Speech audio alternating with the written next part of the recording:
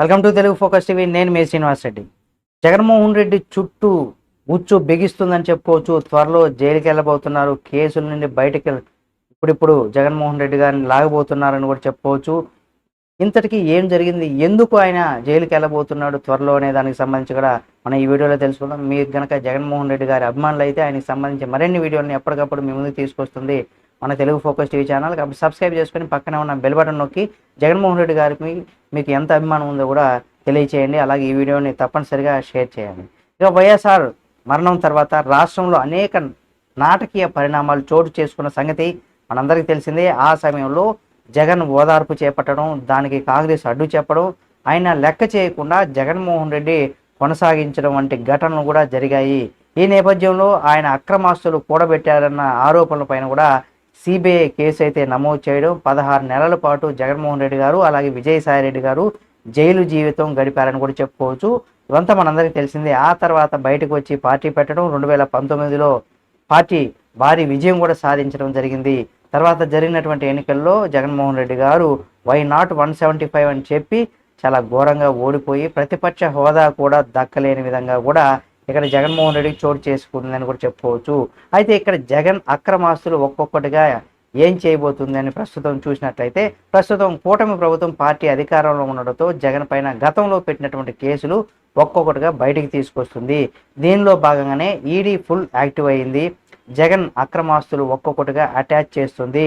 జగన్ అక్రమాస్తులను కూడబెట్టారన్న ఆరోపణల పైన కూడా ఆయన అరెస్టు, అలాగే 10 సంవత్సరాలకు పైగా బెయిల్ పైన బయట ఉన్నారని ఆ విషయం కూడా మనకు తెలిసిందే. ఇక జగన్ పైన సిబిఐ 11 ఛార్జ్ షీట్లు దాఖలు చేశాయి. ఎన్ఫోర్స్మెంట్ డైరెక్టర్ అలాగే ఈడీ 9 ప్రాసిక్యూషన్ ఫిర్యాదులు చేసింది. అయితే వాటిని ఇప్పటి వరకు కూడా విచారణ చేయకపోవడం పైన కూడా సుప్రీం కోర్టు దర్యాప్తు సంస్థ పైన కూడా సీరియస్ అయిన విషయం మనందరికీ తెలిసిందే. ఇటువంటి నేపథ్యంలో అధికారులు యాక్టివ్ అయ్యారని కూడా చెప్పుకోవచ్చు. ఇప్పుడు 793 కోట్ల విలువైనటువంటి ఆస్తులు ఇక్కడ ఈడీ అటాచ్ చేసింది. అంటే ఆంధ్రప్రదేశ్లో వైఎస్ఆర్ కాంగ్రెస్ పార్టీ అధినేత మాజీ సీఎం అయినటువంటి జగన్మోహన్ రెడ్డి కేసులకు సంబంధించి ఒక్కొక్కటిగా ఇప్పుడు కూటమి ప్రభుత్వం బయటకు లాగుతుంది.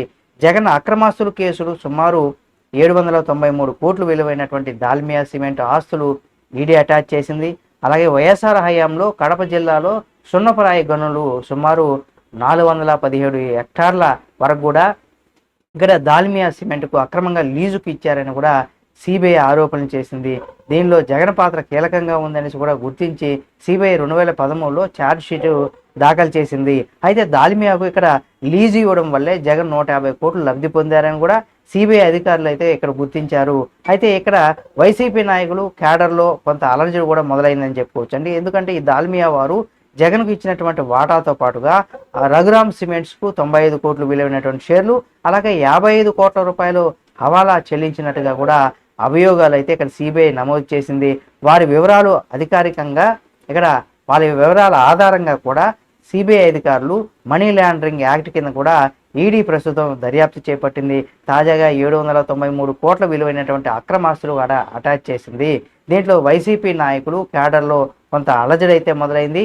జగన్ మరోసారి జైలుకు వెళ్తారా, లేదా అతని పైన నేరం రుజువైనట్లు చూసి రాజకీయాల నుంచి కూడా దూరం చేయబోతున్నారా అన్నది కూడా ఇక్కడ ఒక సంచలనంగా మారిపోయిందని కూడా చెప్పుకోవచ్చు. మరి ఏం జరుగుతుంది ఏమనేది కూడా ఇక్కడ చూడాల్సినటువంటి పరిస్థితి ఉంది. మరి చూద్దాం ఈ కేసులో జగన్మోహన్ రెడ్డి గారు ఏ విధంగా బయటపడతారా పడరా అనే దానికి సంబంధించి కూడా మరి దీనికి సంబంధించి మరిన్ని అప్డేట్స్ కూడా మళ్ళీ మీ ముందుకు తీసుకొస్తుంది మన తెలుగు ఫోకస్ టీవీ ఛానల్. కాబట్టి సబ్స్క్రైబ్ చేసుకొని పక్కనే ఉన్న బెల్ బటన్ ఒకటి మాత్రం మర్చిపోకండి.